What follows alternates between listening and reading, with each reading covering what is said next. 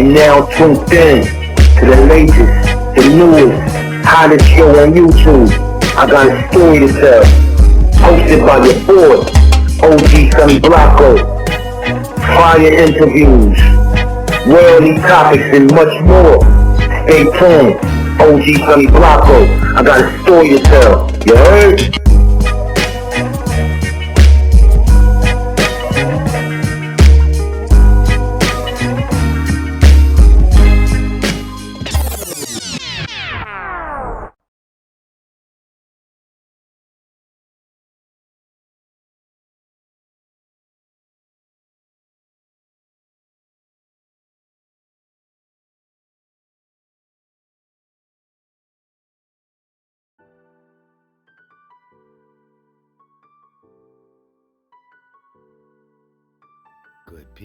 Good people. You're now tuned in. OG Sonny Blanco, I got a story to tell, you heard? Today, the second installment of the new series titled Labels, featuring some of your most iconic and prolific engineers and designers of all time. In today's installment, Gucci, Ferragamo, and Saint Laurent. But first, good people, do me a favor.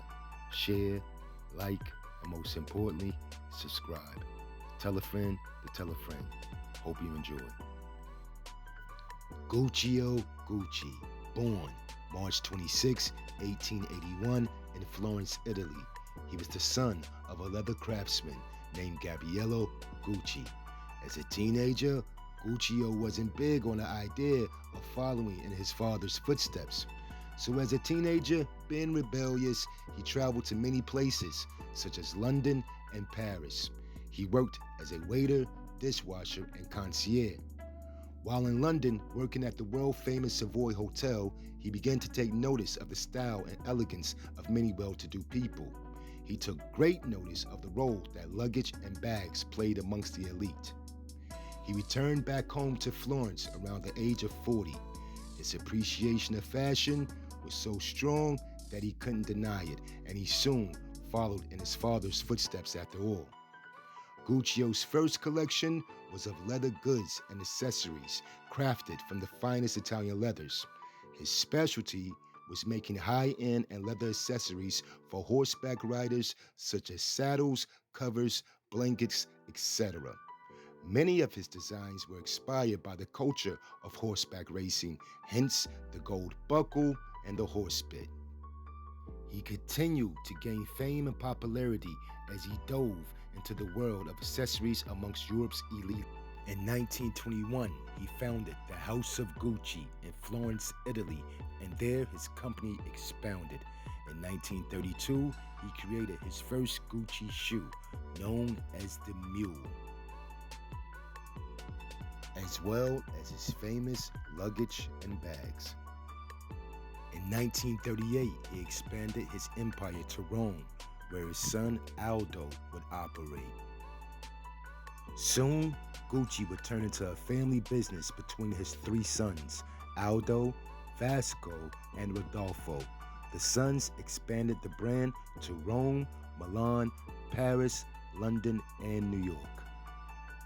Salvatore Ferragamo, born June 5th, 1898 in Bonito, Italy, to a poor family.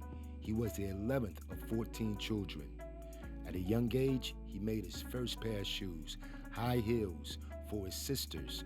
After his sister's approval, Salvatore decided that he had found his calling. He studied shoemaking in Naples for a year. He opened a small shoe store based in the basement of his parents' home.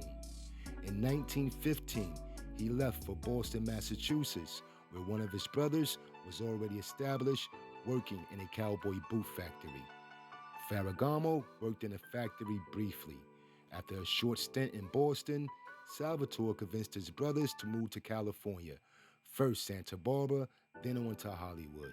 It was in Hollywood that Salvatore found success, first opening a small repair and made-to-order shoe store, which led to a long period of designing shoes for Hollywood and the cinema.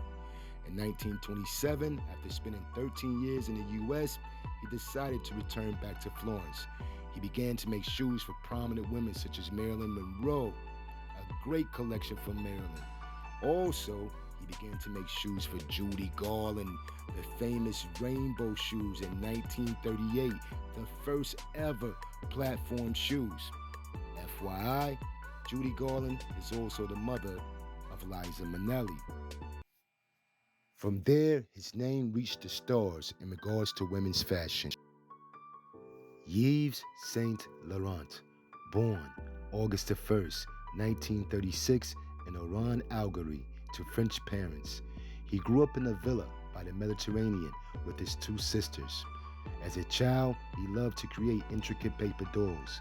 By his teenage years, he was designing dresses for his mother and his sisters. At the age of 17, he moved to Paris and enrolled into the couture school where his designs gained notification. In 1953, Saint Laurent submitted 3 sketches to a contest for young fashion designers. He won first place. He was invited to attend the award ceremony held in Paris. This led to the editor of French Vogue, Michael de Bernhoff. Michael, in return, introduced Saint Laurent to designer Christian Dior, who took Saint Laurent as a student, teaching him the basis of his art. Under Dior's tutelage, Saint Laurent matured and gained more notoriety. Christian Dior died at the age of 52 in 1957. He left Saint Laurent, head of design of the House of Dior. His spring collection in 1958 saved the House of Dior from financial ruin. In 1960, he served in the French army during the Algerian War of Independence. He only served for 20 days due to the stress of hazing. He was admitted to the hospital. There he found out that he was fired from the House of Dior by Marcel Bouzak, the owner. In 1960, he sued Dior for breach of contract and won. From there, things started to look up. With the settlement from the lawsuit, he founded with his partner Pierre Berger their own fashion house, Yves Saint Laurent, better known as YSL.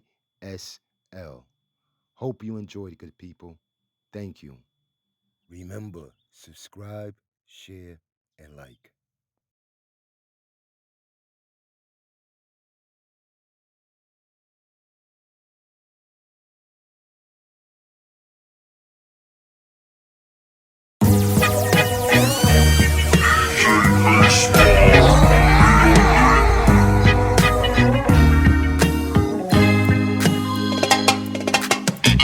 You're now tuned in to the latest, the newest, hottest show on YouTube. I got a story to tell. Hosted by your boy, OG Son Blanco. Fire interviews, worldly topics, and much more. Stay tuned, OG Son Blanco. I got a story to tell. You heard?